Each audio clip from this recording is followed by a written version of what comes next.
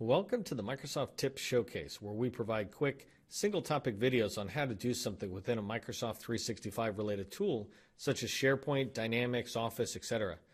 Microsoft 365 provides you access to Excel, and in this tip, we're going to teach you how to perform item counts.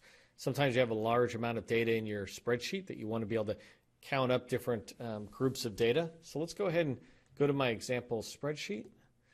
In here, you'll notice we have a bunch of addresses, and this is my typical spreadsheet of Starbucks locations all around the world, so I can find them right away. So let's go ahead and take a look at three different ways to sum up what you're looking at. The first way is you can just select items. So I'm going to select these Arizona items, and you'll notice down here, and I don't have an easy way to zoom, but down here below my mouse, you'll see on the taskbar it says count 4. So it's counting it up right there. So all you have to do is highlight the data, and down below it's counting it up. And there it's just doing a count of the numbers. Here it's a different kind of story, but when you're just counting the states, it just gives you a flat out count. Now the next way you could do it is I have the filters turned on for this field, and so I can click on it, and here I can deselect everything and filter this column, this whole set of data, down by just Alaska. I just want to find Alaska. So I'm going to select that and hit OK. And now on the left-hand side, you'll notice down at the bottom on the status bar that it says 28 of the 199 records found are Alaska. So that's another way of seeing it. Let me go ahead and clear that filter. Hit cancel there. Oh no, let me clear, I didn't clear the filter. There you go, I cleared the filter now.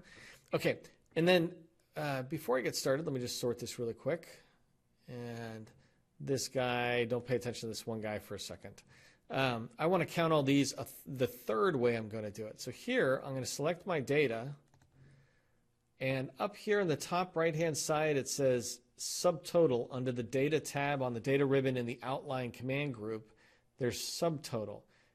And when you look at it, you can see that it says quickly calculate the rows and etc. So let's go ahead and click on it. It's got a little wizard.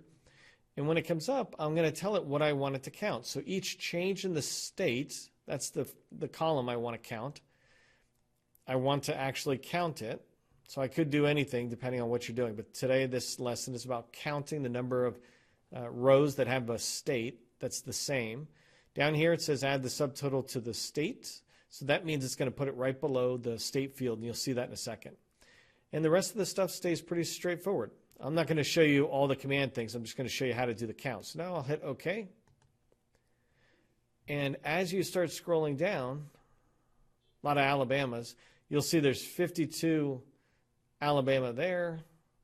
Coming down, there's 28 Alaska here. So you'll see that it, oops, sorry. Let me come back over here.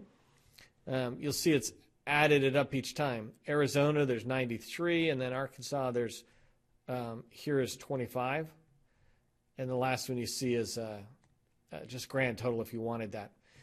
There's a lot of interesting things we'll be showing you on different training, but this one, and let me zoom back out so you can kind of see it collectively. This one here is about really just showing you the count in three different ways. So I did it with the subtotals in that ribbon. I also did it by just highlighting it, and you'll notice I highlighted 24 down here on the bottom right. And then you can also do counts when you do the filtering, where you choose this and just choose Alaska, for example.